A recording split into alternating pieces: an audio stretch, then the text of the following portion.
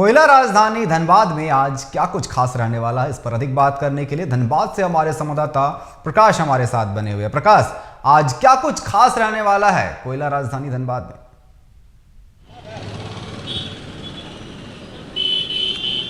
देखिए अनिकेत, आज खास तो बहुत कुछ है, लेकिन आज हम बात करेंगे सबसे पहले लोकसभा चुनाव को लेकर, क्योंकि लोकसभा चुनाव के लेकर अभी भी लोगों के मन में संशय है कि किसे भाजपा टिकट देगी या कांग्रेस, क्योंकि दोनों पार्टी प्रबल दावेदार हैं।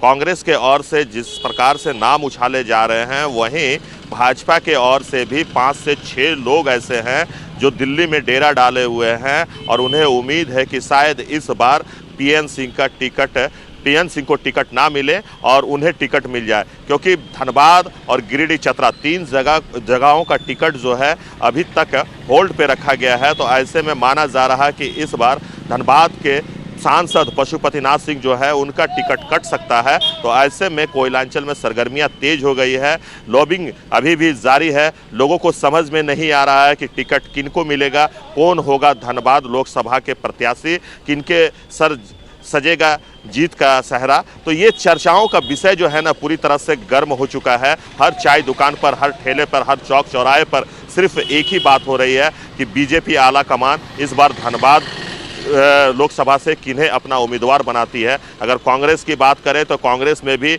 इसी प्रकार से लॉबिंग किया जा रहा है। कार्यकर्ता जो है वो परेशान हैं, वो जानने के लिए उत्सुक हैं कि दिल्ली कांग्रेस आला कमान के ओर से किन्हें टिकट दिया जाएगा, किनको टिकट मिलेगा। तो अभी तक इस पे जो संशय है जो है वो बना हुआ है। लोग अभी भी जानकारी जुटाने में लगे हुए हैं कि दिल्ली में जो लोग बैठे हुए हैं, दिल्ली में जो नेता बैठे हुए हैं, क्या उनकी लॉबिंग चल रही है, किनसे उनकी बात हो रही है। तो ये जो जानकारी है वो लेने के लिए चारों तरफ वो दौड़ रहे हैं, भाग रहे हैं, जानकारी जुटा रहे हैं, लोगों से मिल रहे हैं। लेकिन माना जा रहा है कि 1-2 दिन में टिकट का जो फार्मूला है वो सुलझा लिया जाएगा। जो भी प्रत्याशी होंगे उसे उनका नाम सामने आ जाएगा। देखिए, अगर हम बात करें कांग्रेस, तो कांग्रेस के कई सारे ऐसे दावेदार हैं जो टिकट के प्रबल दावेदार माने जा रहे हैं। मन्नान मल्लिक हैं, ददई दुबे हैं, अजय दुबे हैं। इसके अलावा बोकारो के भी कई सारे नेता हैं जो लगातार अपना प्रदर्शन कर रहे हैं, पावर दिखा रहे हैं, लगातार आला कमान के पास पहुंच रहे हैं, लगातार आला कमान के पास अपनी जो सिंडिकेट है उनसे बात करने का वो प्रयास कर रहे हैं कि टिकट उन्हें दे दिया जाए, टिकट उन्हें मिल जाए। तो ये जो लॉबिंग का खेल है वो चल रहा है। लेकिन 1-2 दिन में माना जा रहा है कि सोमवार या मंगलवार तक कांग्रेस और भाजपा दोनों पार्टी की ओर से यहाँ लोकसभा सीट के लिए उम्मीदवारों का नाम तय कर दिया जाएगा। अगर हम बात करें धनबाद नगर निगम, तो नगर निगम की ओर से एक अनोखा प्रयास किया जा रहा है, क्योंकि गर्मी का मौसम आ चुका है और मार्च महीने से ही पानी की जो किल्लतें हैं वो लगातार बढ़ता ही जा रहा है। लगातार लोग प्रदर्शन कर रहे हैं, आंदोलन कर रहे हैं। तो ऐसे में नगर निगम ने अब एक बड़ा फैसला लिया है। नगर निगम ने यह फैसला लिया है कि 10 टैंकर जो है वो नगर निगम खरीदेगी और उसी टैंकर के माध्यम से जो कोल बेरिंग एरिया है उस जगह पानी पहुंचाया जाएगा। मैं आपको बता दूं कि धनबाद के कई सारे ऐसे इलाके हैं जहां पानी की बहुत ही किल्लत है। पीने के पानी के लिए लोगों को 5-5 किलोमीटर, 4-4 किलोमीटर दूर जाकर अपने परिवार के लिए पानी जुगाड़ करना पड़ता है। बच्चों को स्कूल एब्सेंट करवा कर बच्चे पानी भरते हैं। परिवार वाले जो हैं वो परेशान रहते हैं। जिस तरीके से आपने बताया कि 10 टैंकर, लेकिन यहाँ पर धनबाद में लाखों लोग हैं जो पानी की समस्या से जूझ रहे हैं। 10 टैंकर से क्या होने वाला है?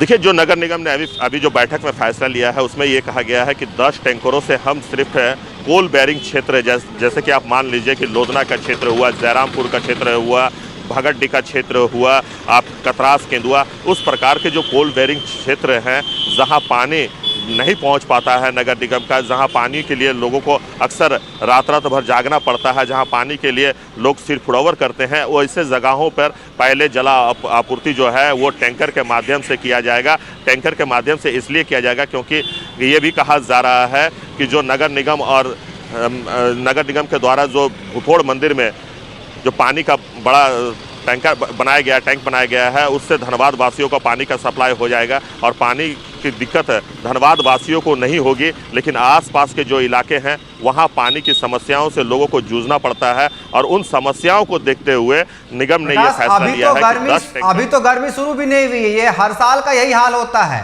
गर्मी आती है, लोग पानी की समस्या से जूझते हैं, पानी को त्राहिमाम करते हैं, घंटों लाइन में लगे रहते हैं एक बूंद पानी को लेकर के। और जो बलियापुर प्रखंड क्षेत्र है वहां पर पाइपलाइन भी बिछा दिया गया है, लेकिन वहां पानी नहीं पहुंचता। अगर पहुंचता भी है तो 3 से 4 दिनों में एक बार पानी जाता है, तो लोग तो परेशान होंगे ही। और 10 टैंकर आपने बताया जनापुर मोड़ या तमाम जगहों पर हो, वहां पर पानी पहुंचाया जाएगा, तो इतने से पानी में कुछ नहीं वाला। ये तो यही कहावत हो गई कि ऊंट के मुंह में जीरा। तो ऐसे में किस तरीके से यहां पर जो है लोगों की प्यास बुझा पाएगा नगर निगम?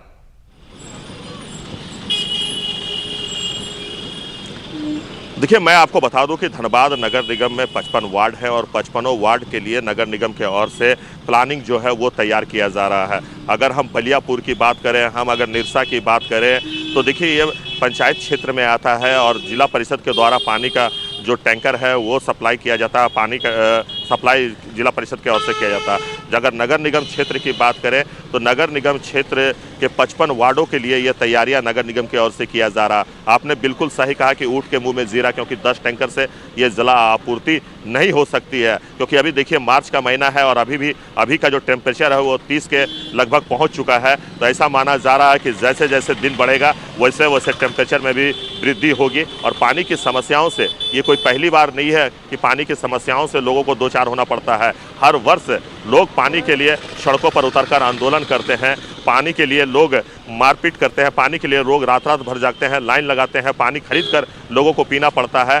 हर वर्ष इसी प्रकार से जब गर्मी आती है तो लोग परेशान रहते हैं, लोग पानी के लिए ये लोगों हाहाकार मचा रहता है। कोयलांचल में जो जनप्रतिनिधि हैं वो लगातार दावे भी कर रहे हैं कि हम आपके घर घर तक पानी पहुंचाएंगे। 4 साल का समय बीत चुका है लेकिन आज तक पानी नहीं पहुंचाया गया है, सिर्फ पाइपलाइन पहुंचाया गया है। पानी कब पहुंचेगा ये जानकारी किसी के पास नहीं है, ये कहने के लिए कोई तैयार नहीं है। ये कहा जा रहा है कि हम कार्य कर रहे हैं और जल्द ही लोगों के घरों तक पानी पहुंचाएंगे, लेकिन लोगों के घरों तक पाइपलाइन तो बिछा दी गई है लेकिन पानी अभी तक नहीं पहुंच पाई है। और यही कारण है कि देखिए पिछले दिनों भी लोगों ने प्रदर्शन किया, कल बलियापुर में लोगों ने प्रदर्शन किया, धनबाद में प्रदर्शन किया, झरिया में प्रदर्शन किया। तो इस प्रकार से लगातार प्रदर्शन लोग कर रहे हैं ताकि गर्मी के समय उन्हें परेशान ना होना पड़े। और इसी को देखते हुए, इसी को ध्यान में रखते हुए नगर निगम ने यह फैसला लिया है। जी अनिकेत, ये तो बात हो गई पानी की समस्या जो वर्षों से चली आ रही है। जो धनबाद के वासी है इनका दंश हमेशा से झेल रहे। लेकिन अब बात करते हैं बाघमारा विधायक ढुल्लू महतो के बारे में। जिस तरीके से उनके खिलाफ प्रदर्शन किया गया,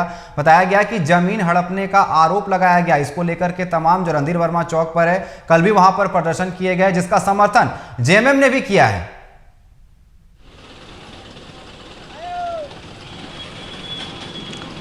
जी आपने बिल्कुल सही कहा। और देखिए ये मामला कोई आज का नहीं है, लगातार ये मामला सुर्खियों में बना हुआ है कि किस प्रकार से विधायक ढुल्लू महतो के द्वारा एक परिवार को पीड़ित किया जा रहा है, एक परिवार को डराया जा रहा है, धमकाया जा रहा है। किस प्रकार से उनके घर की बिजली काट दी गई है, पानी काट दिया गया है, पूरे मोहल्ले में बिजली जल रही है लेकिन उनके घर की बिजली जो है वो काट दी गई है, पानी का कनेक्शन काट दिया गया है।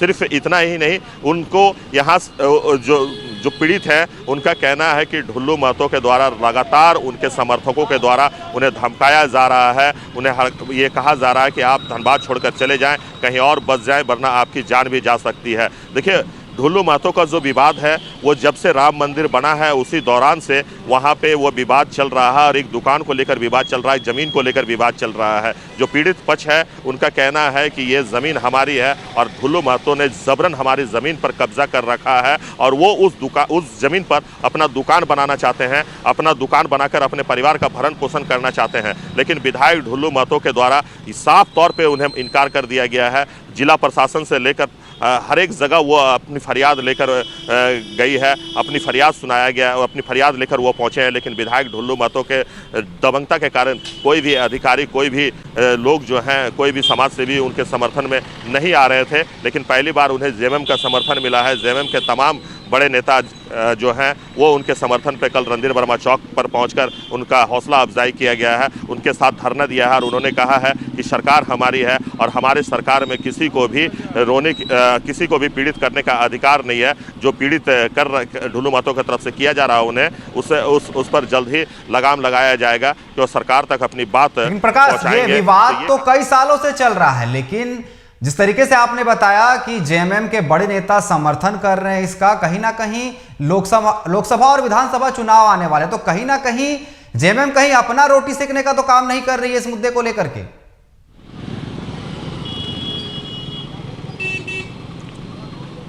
देखिए, बिल्कुल आपने सही कहा है, क्योंकि जेएमएम के हाथ जो है वो विधायक ढुल्लू महतो के खिलाफ लगा है सर, क्योंकि ढुल्लू महतो जो हैं वो बागबारा के दबंग विधायक कहे जाते हैं। देखिए, ढुल्लू महतो को कई नाम से जाना जाता है। कोई उन्हें ढुल्लू टाइगर के नाम से पुकारता है, तो कोई उन्हें टाइगर ढुल्लू के नाम से भी जाना जाता है। तो ढुल्लू महतो के बारे में कहा जाता है कि उनके इलाके में, उनके विधानसभा क्षेत्र में उनका सिक्का चलता है और वो जो चाहते हैं वही करते हैं, और वो दिखता भी है। देखिए, एक परिवार जो है वो पिछले कई वर्षों से परेशान है, ज़मीन उसकी है, पेपर उसके पास है, लेकिन आज भी वो परिवार अपनी ज़मीन के लिए, अपनी ज़मीन पर दुकान बनाने के लिए वो दर दर भटक रही है। लगातार जिला प्रशासन के पास वो गुहार लगा रही है। कई बड़े नेताओं से उन्होंने अपनी गुहार लगाई है, लेकिन आज तक उन्हें सफलता हाथ नहीं लगी है। सिर्फ लगा ही है तो उनके घर का बिजली काट दिया गया है, उनके घर का पानी का कनेक्शन काट दिया गया है, और कहा जा रहा है कि विधायक ढुल्लू महतो के जो समर्थक हैं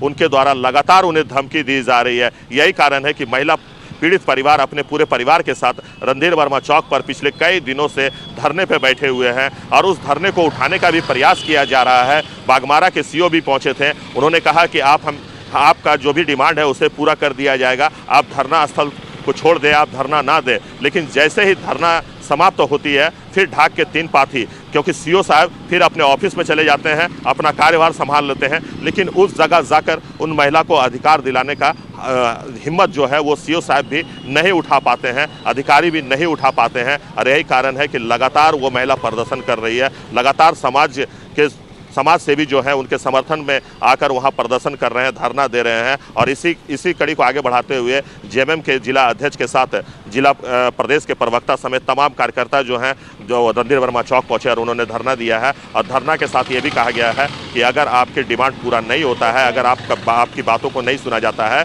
तो हम लोग मुख्यमंत्री से भी मिलकर इस सारी बातों को रखेंगे। जी प्रकाश, बात ढुल्लू महतो की हो रही है तो एक बात और भी कर लेते हैं। जिस तरीके से लोकसभा चुनाव होने वाले हैं, धनबाद के प्रत्याशी की हम बात कर रहे थे कि इसमें कई नाम शामिल है, राज सिन्हा है, ढुल्लू महतो है, रागिनी सिंह है। तो कहीं ना कहीं जिस तरीके से ये मामला प्रकाश में आ रहा है, यहाँ पर आरोप लग रहे हैं ढुल्लू महतो पर, कहीं ना कहीं वो भी दिल्ली गए हुए थे आला कमान से मिलने के लिए कि शायद वो भी यहाँ पर प्रत्याशी हो सकते हैं लोकसभा चुनाव को लेकर के। तो कहीं ना कहीं उनकी छवि खराब हो रही है।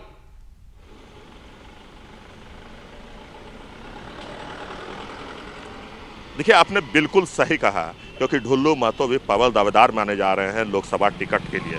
लोकसभा टिकट की वो मांग भी कर रहे हैं। अगर वो कह रहे हैं कि अगर हमें नहीं दिया जा रहा है तो हमारी पत्नी को दिया जाए, क्योंकि धनबाद का वो दौरा कर रहे थे, गिरिडीह का वो दौरा कर रहे थे, क्योंकि कुछ लोकसभा की जो बूथ है वो गिरिडीह से भी सटा हुआ है। तो धनबाद के अलावा वो बोकारो, हर जगह वो लगातार दौरे कर रहे थे, अपनी पत्नी को साथ में लेकर घूम रहे थे, लगातार आंदोलन भी कर रहे थे, हर मुद्दे को वो उठा भी रहे थे, और ऐसे में उन्हें प्रबल दावेदार भी माना जा रहा है। लेकिन जिस प्रकार से घटनाएं घट रही है, कहीं ना कहीं ढुल्लू महतो की छवि को नुकसान पहुंच रहा है। और लगातार मैं आपको बता दूं कि तेतुलमारी कोल डैम में जिस प्रकार से शुक्रवार को वर्चस्व को लेकर बम, गोली और पत्थर चले, तो उस मामले में भी ढुल्लू महतो पर एफआईआर दर्ज किया गया है। ढुल्लू महतो के अलावा विभिन्न पार्टी, जैसे कांग्रेस कह सकते हैं, कांग्रेस हो गया, जेएमएम हो गया, उसके भी जो कार्यकर्ता हैं, उनके भी जो नेता हैं, उन पर भी मामला दर्ज किया गया है। लगभग 300 अज्ञात व्यक्तियों के अलावा 105 को नामजद अभियुक्त बनाया गया है इस मामले को लेकर, क्योंकि कोल डैम पे वर्चस्व को लेकर लगातार इस प्रकार की घटनाएं घट रही थी, लेकिन पुलिस के द्वारा किसी भी प्रकार का मामला दर्ज नहीं किया जाता था, समझा बुझाकर मामले को शांत कर दिया जाता था। तो पहली बार इतनी बड़ी कार्रवाई जो है वो जिला प्रशासन की ओर से किया गया है कि 105 लोगों को नामजद अभियुक्त बनाया गया है, जिसमें ढुल्लू महतो समेत विभिन्न पार्टियों के कार्यकर्ता और नेता गण शामिल है। कांग्रेस, जेएमएम, सपा, जितने भी पार्टियां हैं, छोटी बड़ी पार्टियां हैं, उन सभी नेताओं के कार्यकर्ताओं पर मामला दर्ज किया गया है, और 300 से अधिक अज्ञात व्यक्तियों पर भी मामला दर्ज किया गया है। और लगातार जिला प्रशासन के द्वारा वहां कैंप किया जा रहा है, लगातार पुलिस विभाग की ओर से वहां निगरानी रखी जा रही है। कोल डंप पे पूरी तरह से सन्नाटा पसरा हुआ है, लेकिन ये माना जा रहा है कि जल्द ही कोल डंप का कार्य जो है वो प्रारंभ कर दिया जाएगा। देखिए, कोयलांचल में ये कोई पहली घटना नहीं है। वर्चस्व को लेकर यहाँ गोलीबारी, बम और खून बहाना कोई बड़ी बात नहीं है। हर जगह आप जिस जगह भी चले जाएं, जिस जगह भी आउटसोर्सिंग हो रही है, जिस जगह भी बीएसएल के कोल डंप बना हुआ है, वहाँ वर्चस्व को लेकर काफी हंगामा होता रहा है। बिल्कुल, वर्चस्व को लेकर के लगातार इस तरह के मामले सामने आते रहे हैं, कहीं गोली चलने का, बमबाजी होने का।